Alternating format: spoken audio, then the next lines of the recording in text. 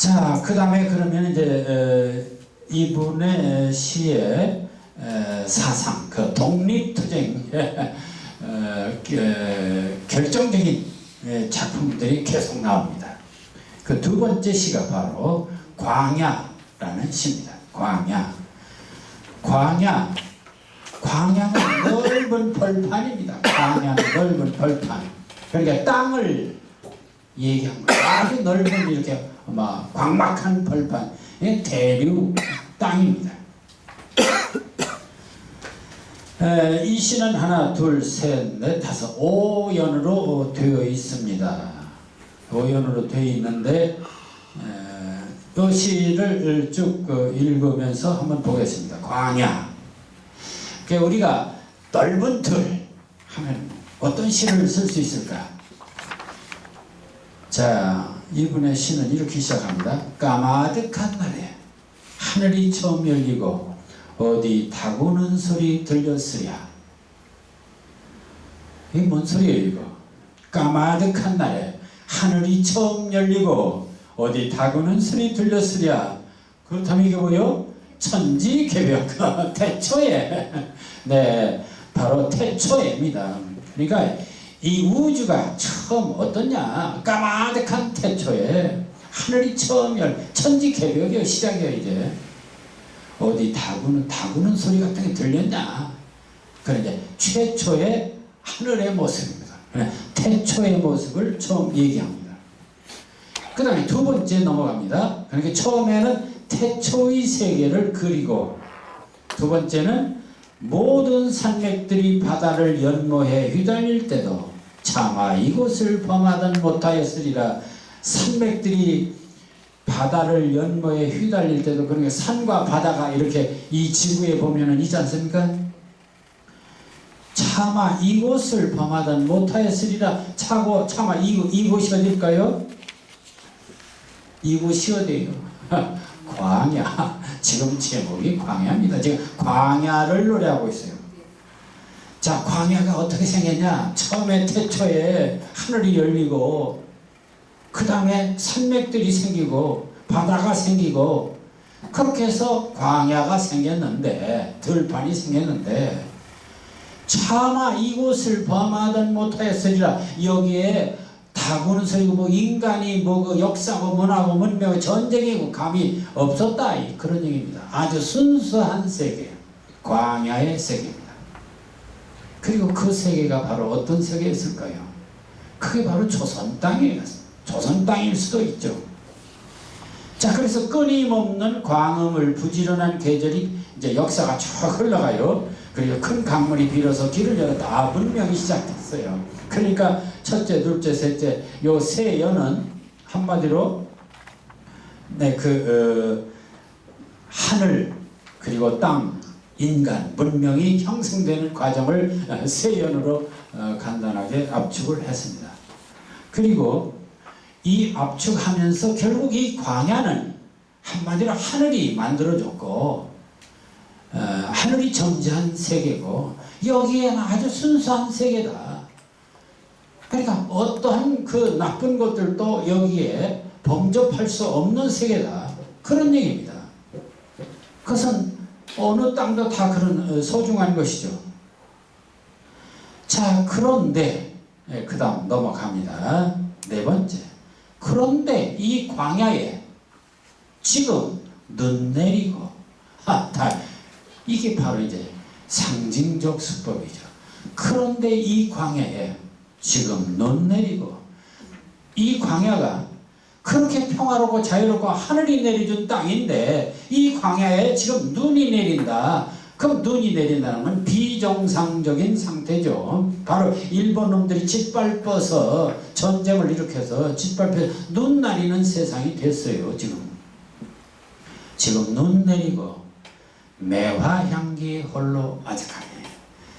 이렇게 눈은 내리지만 매화향기는 그래도 홀로 아득하다. 매화향기는 자기의 절개, 정신, 독립정신, 의지.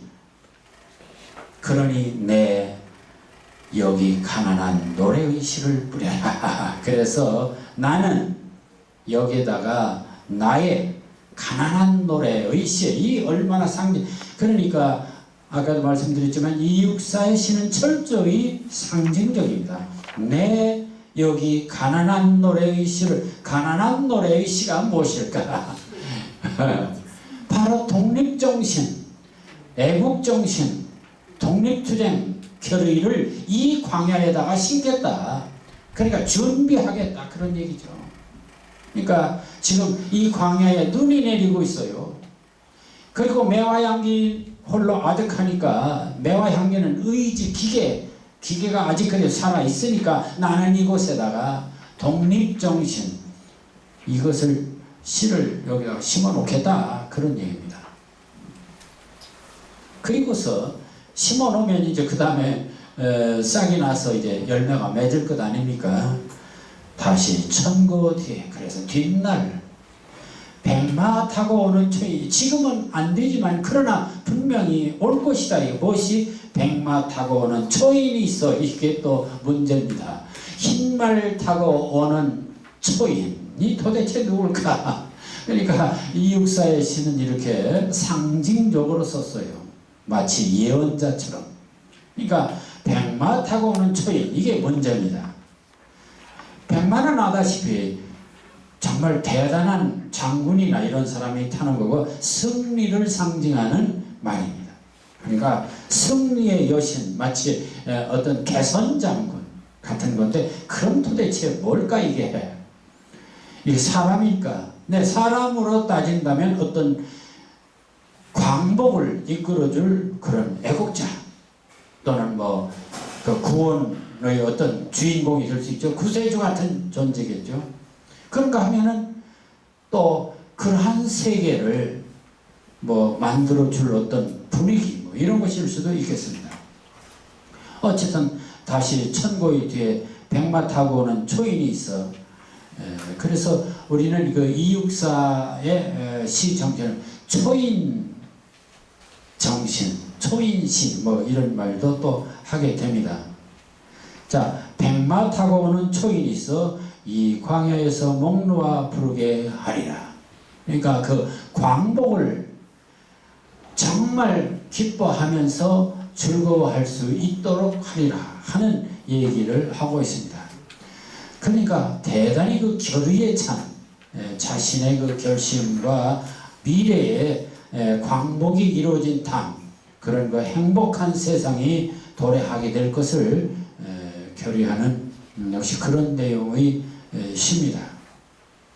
까마득한 날에 하늘이 열리고 어디 다구는 소리 들렸으리라. 모든 산맥들이 바다를 연모에 휘달릴 때도 차마 이곳을 범하든 못하였으리라. 이게 바로 광야입니다. 이게 바로 엄숙하고 정말 축복된 그런 땅, 조선 땅, 바로 한국 땅입니다. 그리고 끊임없는 광음을 부지런한 계절이 피어선치고 역산이 이렇게 흘렀다는 것이죠. 그런데 지금 눈이 내리고 있어요. 그래서 이 매화, 이 절기를 가지고 여기에다가 노래, 가난한 노래의 씨를 뿌리겠다. 그리고 나중에 백마 타고 오는 초인이 있어서 광복이 이루어져서 광야에서 목놓아 부를 수 있도록 하겠다라고 하는 얘기를 지금 하고 있습니다. 자, 조국 광복 또는 밝은 미래에 대한 신념과 의지가 남성적, 저항적, 지사적 어조로 표현되었다. 막 이렇게 얘기할 수 있습니다. 자, 세 번째 시는 그럼 또 어떨까요? 네, 이 시 5편을 다 읽어보면 바로 이육사라는 사람이 이런 사람이로구나, 이런 시를 썼구나 하는 것을 알게 될 것입니다. 그러면은 세 번째 시를 또 보겠습니다. 세 번째 시는 절정. 절정이 뭡니까? 클라이막스. 가장 높은 봉우리. 이게 절정이죠. 그러니까 가장 높은 봉우리의 시입니다. 도대체 이 가장 높은 봉우리는 무엇일까 또? 자, 매운 계절의 채찍의 갈겨. 하나하나가 전부 다 상징적입니다. 매운 계절이 뭘까요? 그 당연히 일제의 가혹한 정치죠. 그 채찍에 갈겨 얻어맞아서 매운 계절의 채찍에 얻어맞아가지고 마침내 북방으로 휩쓸려오다 마침내 북방미 모여 뜬드라 가장 추운 땅 북방으로 휩쓸려왔어요. 쫓겨왔어요. 그럼 뭡니까 이거? 갈 데가 없어요. 이제 북방에서 끝나면 갈 데가 없어요. 절정. 지금 절정의 이미지가 지금 잘 드러나고 있습니다. 그러니까 극한 상황. 더 이상 갈 수 없는 극한 상황. 매운 계절의 채찍에 갈겨 매운 시대의 그런 그 혹독한 탄압에 시달려 쫓겨서 결국 마침내 북방 더 이상 갈 수 없는 그런 차가운 곳으로 왔습니다. 하늘도 그만 지쳐 끝난 곳. 거기는 어디냐? 하늘도 그만 지쳐 끝난 고원입니다. 하늘도 더 이상 하늘이 아까 뭐라고 했어요? 희망, 꿈. 그것도 없어요. 이제 하늘도 그만 지쳐 끝난 고원. 고원은 아주 높은 곳입니다. 서리빨 칼날진 그 위에 서다. 서리빨이 칼날처럼 있는 곳이요 거긴. 자, 그러니 얼마나 혹독한 곳에 있는지를 알 수가 있습니다. 어디다 무릎을 꿇어야 하나. 무릎 꿇이는 것은 두 가지입니다. 하나는 나 죽었습니다 하고 패배할 때 하고, 또 하나는 뭡니까? 봐주시오 하고 신에게 빌 때 아닙니까? 무릎 꿇는 데는 두 가지죠. 패배를 인정하거나 아니면 신에게 자비를 구하거나. 그런데 어디다 무릎을 꿇어야 하나? 패배를 인정할 수도 없고 신에게 부탁할 수도 없는 처지. 그 절박한 처지입니다. 한 발 제겨 디딜 곳조차 없다. 그럼 여러분 보세요. 첫째 년, 둘째 년, 셋째 년 다 이거 뭡니까? 그 절정의 분위기, 극한 상황의 분위기를 계속 반복하고 있는 것입니다. 우리는 시를 뭐라고 했어요? 반복이다. 시는 진동이다 라고 했습니다. 그렇다면 지금 77년 전 시인은 이미 벌써 시가 뭔지를 알고 썼습니다. 이분은 철저히 시학에 철저한 분이에요.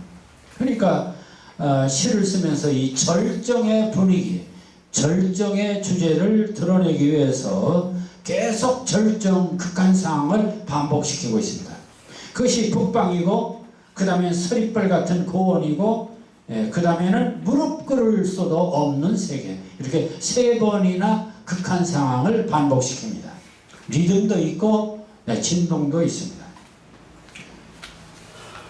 그리고 마지막 이러매 그러니 이렇게 극한 상황이니 눈 감아 생각해 볼 밖에 뭘 다시 뭔가 이 상황을 생각할 수밖에 없다. 결심을 할 수밖에 없잖냐. 그래, 그러면서 그 다음에 나온 말이 뭐냐? 겨울은 강철로 된 무지갠가 보다. 네, 이것도 아주 상징적으로 썼습니다.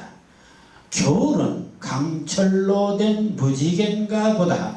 참 해석을 다양하게 할 수 있습니다. 겨울은 강철 알겠네. 왜냐면 겨울이라는 것이 꽁꽁 얼어붙었으니까 강철이죠.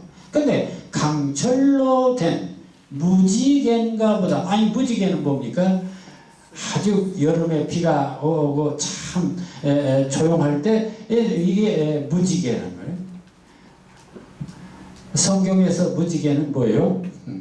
너를 다시는 멸망시키지 않겠다는 약속의 무지개입니다.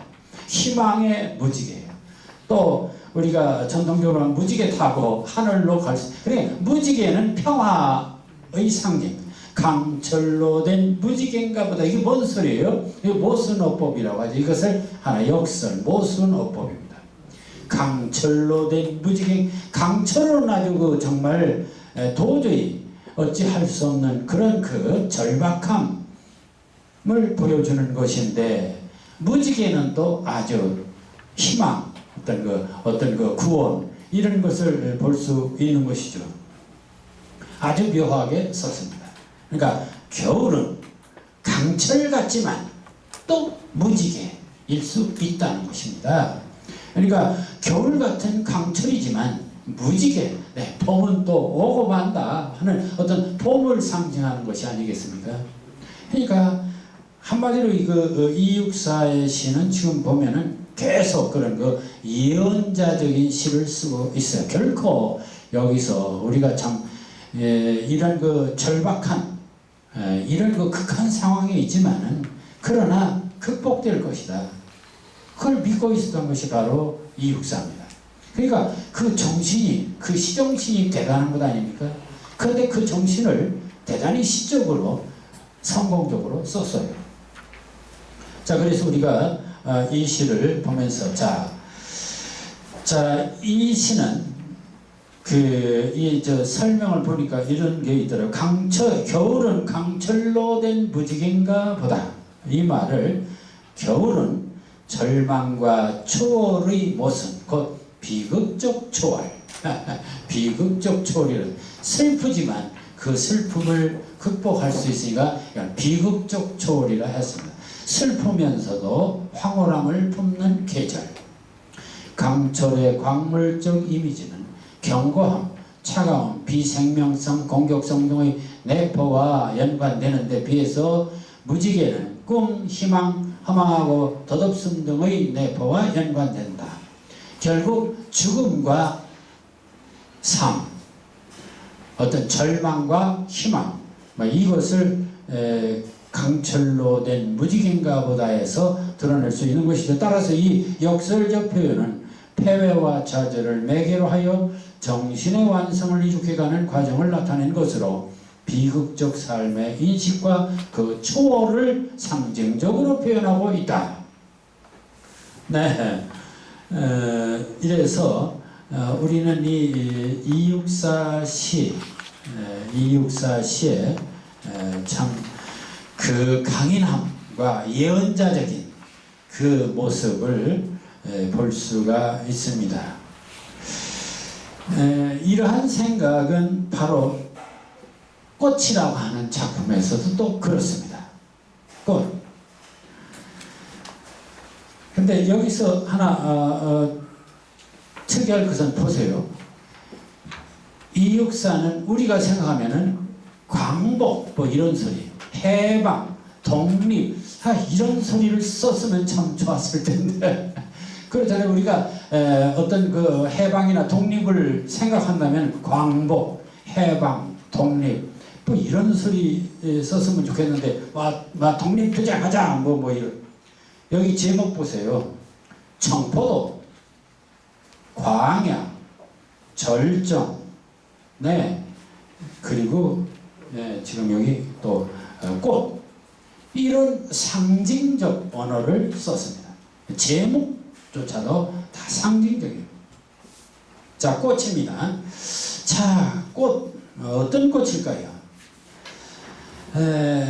이 사람이 꿈꾸는 표현하고자 하는 꽃은 또 달라요. 자, 보겠습니다. 동방은 하늘도 다 끝나고 비 한 방울 나리지 않는 그때에도 오히려 꽃은 빨갛게 피지 않는가. 내 목숨을 꾸며 쉼없는 날이야. 북쪽 툰드라에도 찬 새벽은 논속 깊이 꽃맹아리가 옴작거려 제비떼 까맣게 날아오길 기다리나니 마침내 저버리지 못할 약속이야. 한바다 복판 용수섬 치는 곳 바람결 따라 타오르는 꽃성에는 나비처럼 취하는 회상의 무리들아 오늘 내 여기서 너를 불러보노라. 자, 동방은 하늘도 다 끝나고 동방이 어디입니까? 동방예의 지국 한국을 말합니다. 지금 동방은 조선은 하늘도 다 끝나고 하늘도 끝났으면 희망 없는 거예요. 그러니까 동방은 하늘도 다 끝나고 아까도 이분이 하늘을 많이 쓰고 있어요. 근데 희망이 없어요. 동방은 조선은 이제 막 완전히 망했어요. 피 한 방울 나리지 않는 그때에도 피 한 방울, 이것도 다 상징적이죠. 그러니까 아주 처참한 상황. 그런데 그럼에도 불구하고 꽃은 빨갛게 피지 않았는가 하는 것입니다. 그래도 꽃은 피었다. 그리고 그 꽃이 무엇일까? 그건 자연일 수도 있고 생명력을 말하죠. 그래도 생명력은 움튼다.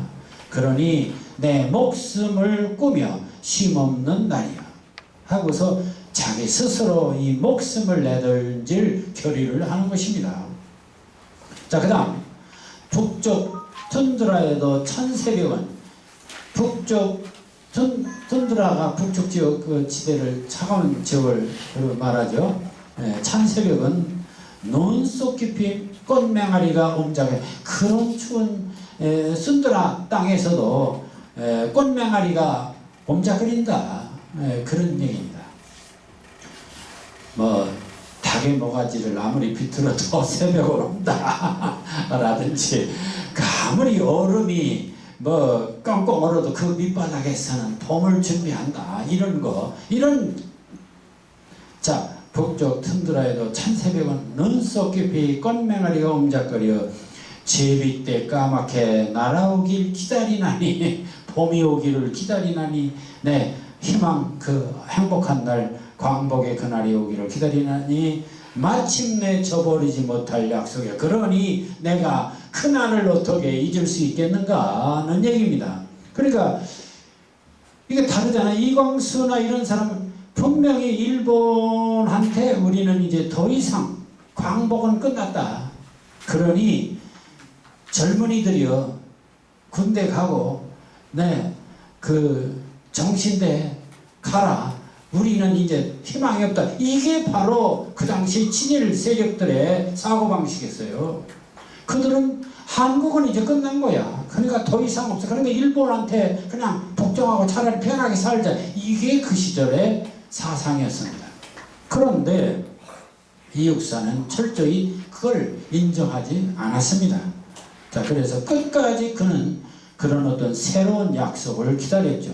자, 한바다 복판 용소성 치는 곳, 한바다, 큰 바다. 네, 우리나라 한국 용소성 치는 것, 바람결 따라 타오르는 꽃성에는, 꽃성 얼마나 멋있습니까? 꽃이 피는 성, 꽃이 그냥 가득한 성, 나비처럼 취하는 회상의 물이더라. 자, 그래서 언젠가는 한국 땅에 꽃성을 이루어서, 그래서 나비처럼 모두 취해가지고 모두 그 과거를 회상하면서 춤추고 노래하는 그런 미래의 그 한국을 생각하는 것입니다. 오늘 내 여기서 너를 불러보느라. 그러니 오늘 내가 그날을 불러본다. 네.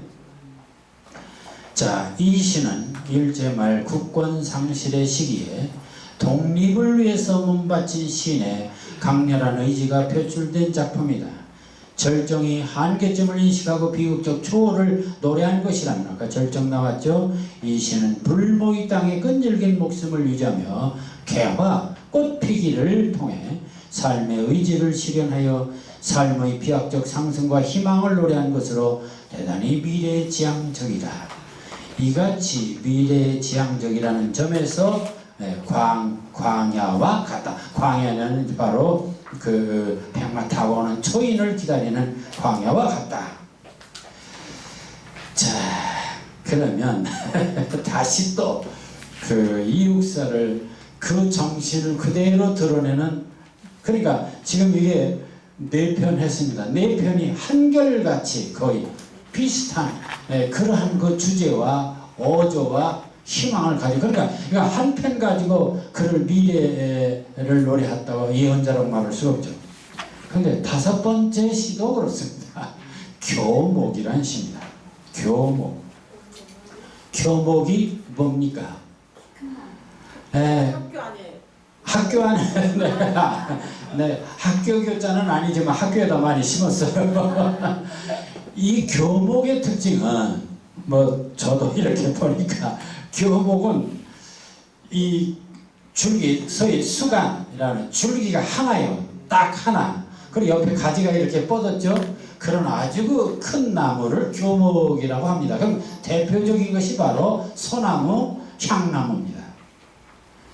그러니까 이것은 그 큰 줄기가 여러 개가 있는 게 아니라 딱 하나가 중심 딱 섰어요. 그리고 옆에 가지들이 있어가지고 딱 아주 이렇게 보기도 좋고 언제나 그 사철 이렇게 강인한 모습을 보이는 의연한 모습을 보이는 나무가 바로 교목입니다.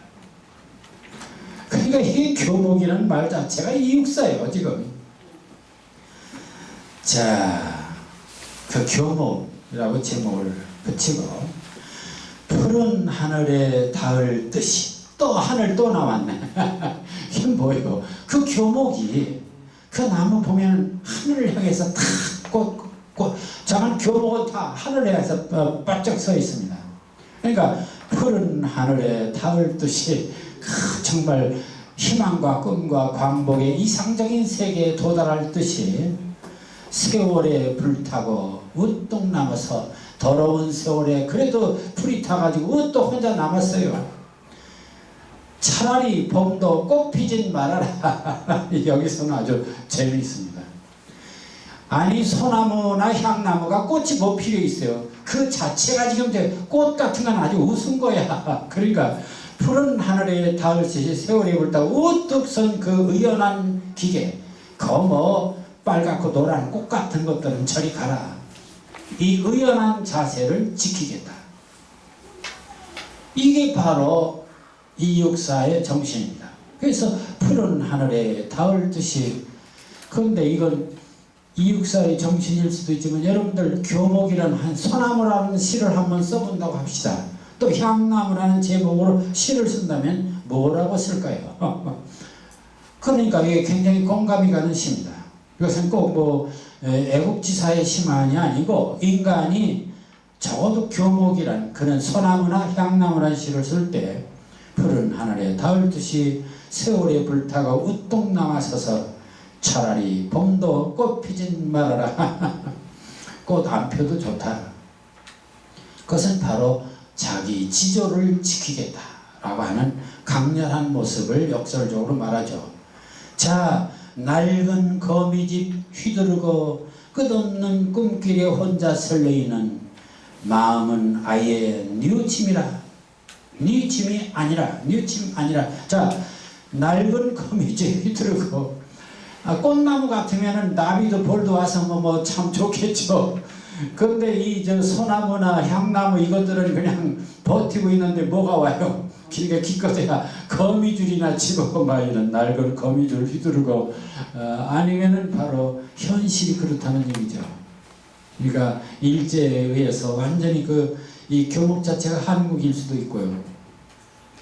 끝없는 꿈길에 혼자 설레이는 그래도 끝없는 꿈길, 희망 거기에 설레이고 마음은 아예 뉘우침 아니라. 그러니 마음은 내가 이 길을 간다고 후회하지 않는다 이런 거요. 그렇지 않습니까? 마음은 아예 뉘우침 아니라. 검은 그림자 쓸쓸하면 검은 그림자에 당연히 일제에 사나운 현실이겠죠. 그래서 참 고단해요. 그것을 견디려면. 그래서 마침내 호수 속 깊이 거꾸러져. 호수 속 깊이 거꾸러져. 그래서 그 교목이 마침내 호수 속 깊이 거꾸러지면 어떻게 돼요? 호수 속에 역시 다시 성경에서 호수가 뭡니까? 그걸 영어로 힘을 스올이라는 말씀. 스올. 바로 죽음의 세계입니다. 스올. 그래서 이 성경에서 주로 바다는 죽음의 세계입니다. 요나가 죽음의 세계 바다로 이렇게 빠졌죠. 이게 죽음의 세계를 상징하고 있습니다. 그건 동서양이나 마찬가지입니다. 호수. 그러니까 마침내 호수 속 깊이 거꾸로져 나 죽어버려도 그런 얘기입니다. 검은 그림자 쓸쓸하면 검은 그림자가 와서 결국 견딜 수가 없어서 내가 죽어버린다 하더라도 좋다. 차마 바람도 흔들진 못해라. 죽을지언정 바람이 나를 와서 흔들지 못할 것이다 하는 그런 강인한 모습을 또 보이고 있습니다. 그러니까 그 교목의 의연한 모습, 그 소나무의 의연한 모습을 생각한다면 충분히 이해가 갑니다. 그러니까 죽어도 바람이 나를 흔들지 못한다. 그런 그 강인한 의연한 자세를 보이고 있습니다. 극한 상황 대처를 위한 결의, 불리한 현실에 굴하지 않는 꿋꿋한 의지를 강인하고 의지적인 남성적 어조이면서 현실을 부정하는 어조. 그래서 사물을 의인화해서, 그렇죠. 이건 여기서 그 교목이란 나무를 인격화해서 표현하고 있습니다. 자신의 태도나 정서를 형성한 시로 자연물에 의탁해서 상징적으로 화자의 심리나 태도를 암시적으로 표현한, 그러면서 말하라 또는 아니라 못해라 하는 대단히 또 강한 그런 부정적 언어를 써가면서 썼습니다. 자, 이거 지금 이 5편 시 어떻습니까? 정말 대단한 시다라고 하는 것을 느낄 수가 있습니다. 그러니까 일관되게 그 지조와 결의와 미래에 대한 희망, 이것을 계속 보이는 그런 시가 되고 있습니다. 그래서 어쨌든 이육사 하면은 우리나라에서 일제시대 때, 그러니까 일제 36년 동안에 정말 양심적으로 일제에 저항한 신, 민족 시인이 누구냐면 2사람을 꼽습니다. 누굴까요? 바로 이육사와 윤동주를 꼽고 있습니다. 이 2사람이 진정 민족 저항신이다. 그러니까 저항, 정말 일제에 저항한 민족 시인, 민족 저항신 하면은 이육사와 바로 그 윤동주를 꼽죠. 그런 점에서 우리는 이육사를 참 인격적으로 또는 역사적으로도 존경하고 또 시인으로도 대단히 훌륭하게 성공시킨 시인이다 하는 점에서, 그러니까 우리가 애국시를 쓴다라든지 이런 걸 쓸 때에 중요한 것은 이와 같이 직접적인 말 쓰지 않고 상징적으로 써도 충분히 그 뜻을 잘 표현할 수 있다. 이걸 우리는 시에서 형상화라고 이렇게 얘기를 하죠. 자, 그 점을 생각하면서 우리가 윤동주, 이육사 시를 생각해 봤습니다. 오늘 이육사 얘기는 이 정도 끝내고 잠깐 쉬었다죠. 예.